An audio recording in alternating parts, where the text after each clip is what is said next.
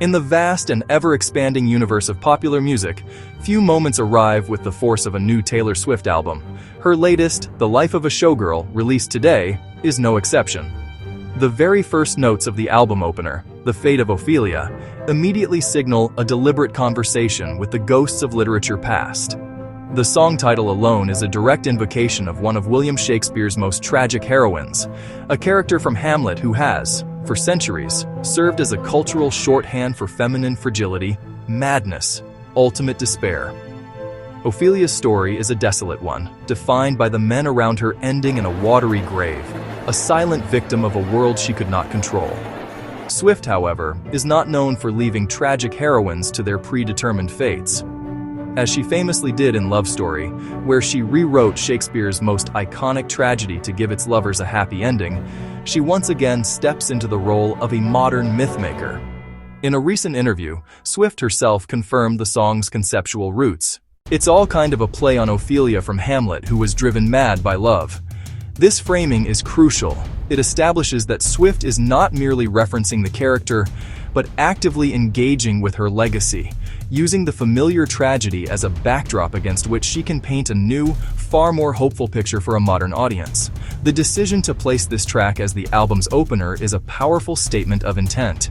It immediately establishes a central theme for The Life of a Showgirl, the reclaiming of narrative control. Before listeners are introduced to any other story or sound, they are presented with this act of historical revisionism. The song functions as a prologue, not just to the album, but to a new chapter in Swift's own public persona.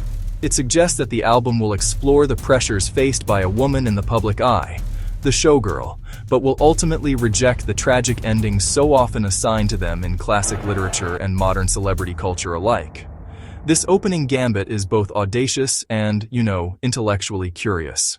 The true genius of The Fate of Ophelia lies in its lyrical transformation of a story of doom into one of redemption, where Shakespeare's Ophelia is passive, succumbing to madness, drowning off stage. Swift's protagonist is given a voice, and crucially, a second act.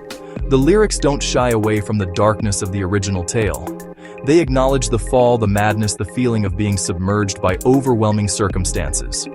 Swift paints a picture of a woman on the brink, someone who was headed toward Ophelia's tragedy, as one Elle magazine piece aptly puts it, suggesting a path of condemnation and loss laid out before her. But then comes the pivot, the moment of rescue that redefines the entire narrative. The song's most potent lines describe this intervention.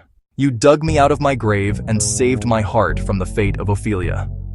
This is not a story about a woman who saves herself through sheer will alone, but rather a more nuanced tale about salvation found through connection. The arrival of you turns the tide. The grave, a symbol of finality, becomes a place from which one can be excavated. The heart, destined for a tragic fate, is rescued. This lyrical turn transforms the act of falling from an ending into a prelude to being found. This rewriting is more than just a simple reversal. It's a reinterpretation of what constitutes strength. In Swift's version, vulnerability is not a fatal flaw.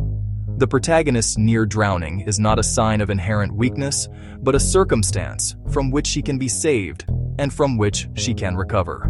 The song suggests that a woman's story does not have to be one of solitary suffering.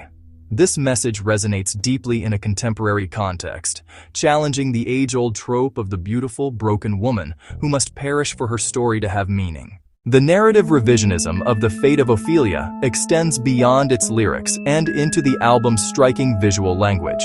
The cover art for The Life of a Showgirl is an act of artistic appropriation, a direct and unmistakable reference to Sir John Everett Millais' Ophelia, 1851-52. Split screen Millais' Ophelia beside Swift's album cover. In the painting, Ophelia is depicted floating listlessly in a stream, her hands upturned in a gesture of surrender, her face pale and vacant. She is slowly consumed by nature, becoming one with the decorative flowers that surround her. It's an image of haunting, passive beauty, a woman captured in the final, quiet moments before death. Swift's album cover recreates this scene with a crucial twist. As Harper's Bazaar highlights, the pop star is shown partially underwater in a glittery costume. But the differences are what give the photograph its power. Unlike the painted Ophelia, Swift is not surrendering. Her head is tilted back. Her eyes are open. Her face is not vacant, but composed. Most importantly, her iconic red lips remain just above the waterline. A vibrant slash of color. She is not drowning. She is floating, in control, holding the viewer's gaze. This visual reinterpretation is a masterstroke of artistic commentary. No Taylor Swift release is complete without the attendant whirlwind of fan speculation. The Fate of Ophelia has provided fertile ground for lyrical forensics. From the moment the tracklist was announced, the internet was ablaze with theories about the identity of the you who performs the rescue.